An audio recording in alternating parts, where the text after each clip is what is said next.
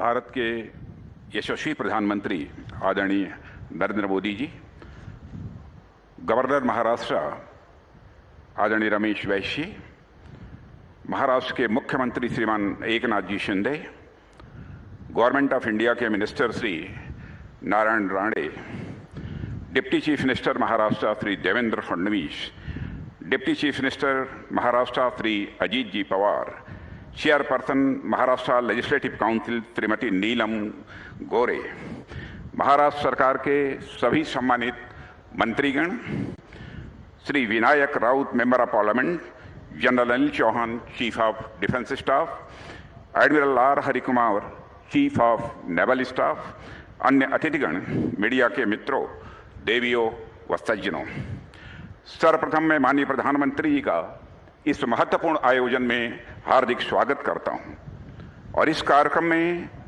आपकी उपस्थिति के लिए प्रधानमंत्री जी मैं आपको हृदय से धन्यवाद देता हूं। आपका सानिध्य हम सबके लिए अत्यंत महत्वपूर्ण है। मैं हमारे नेवल ऑफिसर्स, हमारे सारे सेलर्स और उनके परिजनों को नेवी डे पर मैं अपनी हार्दिक बधाई देता हूं, हार्दिक शुभकामनाएं देता हूं। प्रधानमंत्री जी, आज आप द्वारा छत्रपति महाराज जी शिवाजी की प्रतिमा का अनावरण किया जाना हमारे लिए, मैं मानता हूं, यह सौभाग्य का क्षण है।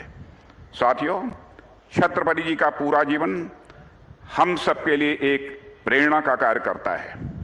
छत्रपति शिवाजी ने अपने विजन से एक भविष्योन्मुखी राज्य स्वराज्य की स्थापना की। उन्होंने तब के समय में भी नेवी के महत्व को पहचाना और भारत की समृद्ध नौसैनिक परंपरा में एक नया अध्याय जोड़ा।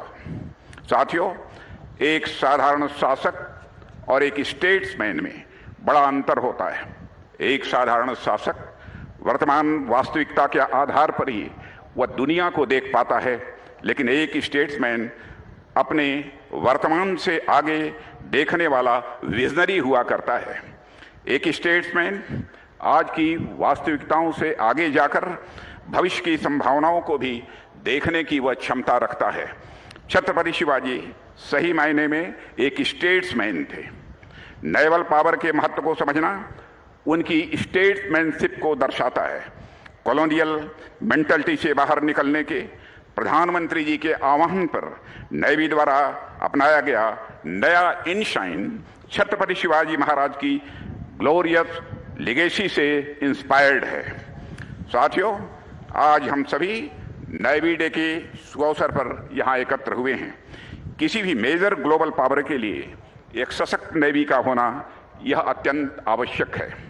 अनेक स्ट्रेटेजिक एक्सपर्ट्स का यह मानना है कि इंटरनेशनल लेवल पर सभी आर्म फोर्सेस में नेवी पावर प्रोजेक्शन का एक सबसे अच्छा और सशक्त माध्यम है।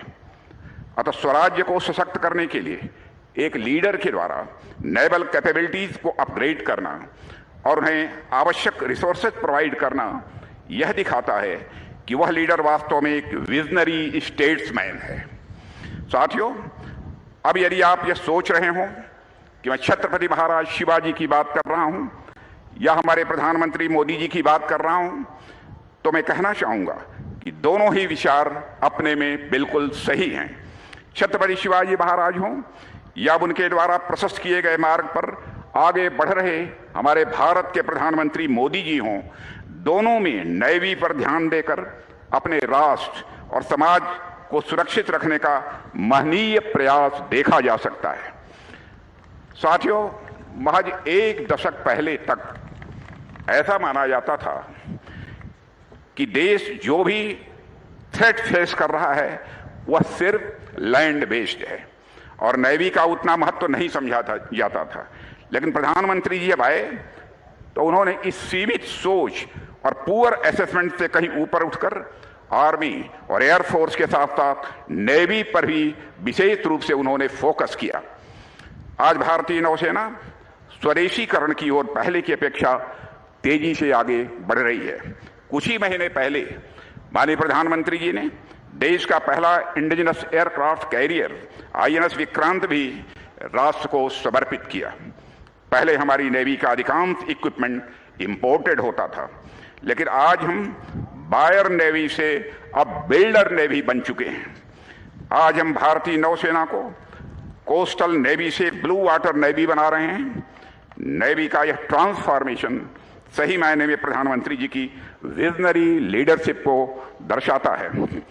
इसके अतिरिक्त भी प्रधानमंत्री जी के नेतृत्व में पिछले 9-10 वर्षों में भारत ने जो अभूतपूर्व प्रगति की है, आप सभी जानते होंगे। अंतर्राष्ट्रीय जगत में भारत की प्रतिष्ठा बढ़ी है, अंतर्राष्ट्रीय जगत में भारत का कद बढ़ा है। यह सब सारी उपलब्धियां आपके नेतृत्व में इस देश ने हासिल की हैं। इसके उदाहरण तो कई सारे हो सकते हैं, लेकिन मैं कुछ उदाहरणों की ओर आपका ध्यान आकर्षित करना चाहूंगा। जैसे भारत में जो सीमा के पास सटे हुए गांव थे, उनको संज्ञा दी जाती थी यह भारत के सबसे अंतिम गांव हैं, लेकिन आज स्थिति बदल चुकी है। आज सीमावर्ती इलाकों में भी नेक्स्ट जनरेशन इंफ्रास्ट्रक्चर डेवलपमेंट तेजी से हो रहा है। और सबसे बड़ी बात कि भारत के वह गांव आज भारत के आखिरी गांव के रूप में नहीं, बल्कि भारत के पहले गांव के रूप में वह जाने जाते हैं। साथियों, इसी प्रकार पास्ट में लंबे समय तक महिलाओं को सुरक्षित कैसे रखा जाए, मात्र इस पर विचार किया जाता रहा है। पर आज महिलाएं देश को कैसे सुरक्षित रख सकती हैं, इस पर विचार किया जा रहा है और कदम आगे बढ़ाए जा रहे हैं। आज इस देश की नारी शक्ति सेना से लेकर संसद तक हर भूमिका में देश के विकास में साझेदार बन रही है। इसी प्रकार के अनेक उदाहरण दिए जा सकते हैं जो राष्ट्र के चहुमुखी विकास में माननीय प्रधानमंत्री जी की दूरदर्शिता को दिखाते हैं। मैं एक बार फिर से माननीय प्रधानमंत्री जी का आभार प्रकट करता हूं कि आपने अपने व्यस्त दिनचर्या में से बहुमूल्य समय हम सबके उत्साहवर्धन के लिए निकाला।